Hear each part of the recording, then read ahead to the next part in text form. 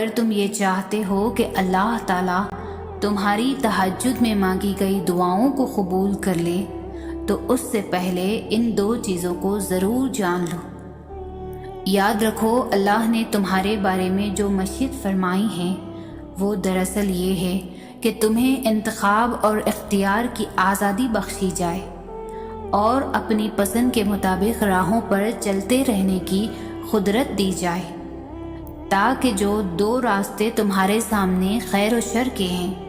ان میں جن راہ کو بھی تم اپنے لیے پسند کرو اس پر چل سکو، تاکہ ہر ایک جو کچھ بھی پائے اپنی کوشش کے نتیجے میں پائے۔ اللہ تعالیٰ خود فرماتا ہے کہ اللہ سے بڑا تمہارا کوئی خیر خواہ نہیں، وہ تو تمہاری بھلائی چاہتا ہے، اور اس کی ہی مہربانی ہے کہ وہ تو تم کو ایسے کاموں سے منع کر رہا ہے جس میں تمہاری بربادی ہے۔ جانتے ہو جو محبتیں اللہ کے حدود کو توڑ کر کی جائیں وہ ایک تمہیں بھی توڑ کر رکھ دیتی ہے،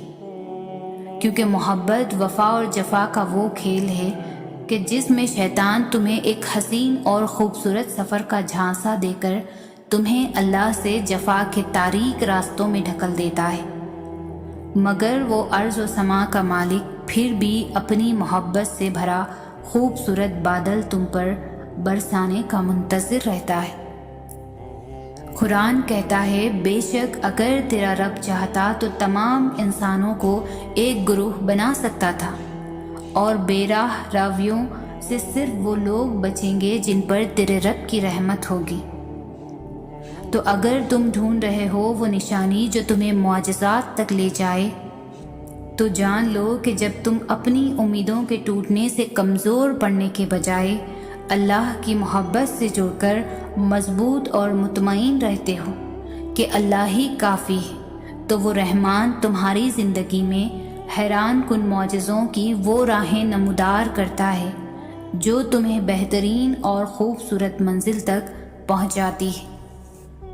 اور جانتے ہو کہ جب اللہ تمہاری تہجد میں مانگی گئی دعاؤں پر راضی ہونے لگتا ہے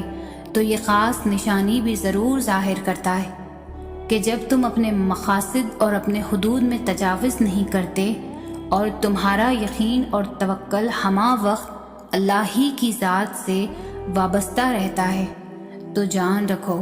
کہ اللہ تمہاری محنتیں ضائع نہیں کرے گا، کیونکہ اللہ کی رحمت کے مستحق ہو جاتے ہیں وہ لوگ جو خود خیر کو لبیک کہنے والے ہوتے ہیں۔ جان لو کہ تمہاری یقین کی جڑیں جتنی تمہارے رب کی عطائیں اتنی ثمردار ہوں گی۔ مطمئن ہو جاؤ تمہارے سجدے اور تمہارے آنسو ان قریب تمہاری متلاشی نگاہوں کو وہ نظارے کروائیں گے جن کی تم تمنا رکھتے ہو۔ بہت جلد وہ مہربان اپنی رحمت کے تمام اسباب بنا کر اپنی عطاؤں کے خزانے